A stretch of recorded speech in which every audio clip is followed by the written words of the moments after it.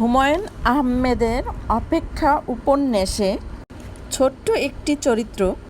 ছোট্ট সুপ্রভা, তোমার প্রসঙ্গে অপেক্ষা উপন্যাসে আর আসবে না, কারণ তোমার জন্য কেউ অপেক্ষা করে থাকবে না। মৃত মানুষদের জন্য আমরা অপেক্ষা করি না, আমাদের সমস্ত অপেক্ষা জীবিতদের জন্য। এই চরম সত্যিটি না জেনে তুমি হারিয়ে গেলে। হ্যালো এভরিওয়ান, আসসালামু আলাইকুম, সবাইকে শুভ সকাল। কাল রাত্রে 10টার দিকে আমার ছেলে লুডুস খেতে চেয়েছিল। তখন ঘরে লুডুস ছিল না, তো মাথায় হঠাৎ করে বুদ্ধি আসে, ঘরে আটা এবং লবণ তো আছেই। আটা গুলিয়ে একটা পাইপিং ব্যাগের ভিতরে ভরে গোল গোল মাকড়সার বাসার মতন লুডুস বানিয়ে নিলাম। তো আমার বানানো প্রায় 1 প্লেট লুডুস হয়ে গিয়েছিল। তারপরে কড়াইতে তেল, পেঁয়াজ এবং কাঁচামরিচ দিয়ে পরিমাণ মতন গাজর দিয়ে ভালো করে ভেজে নিলাম।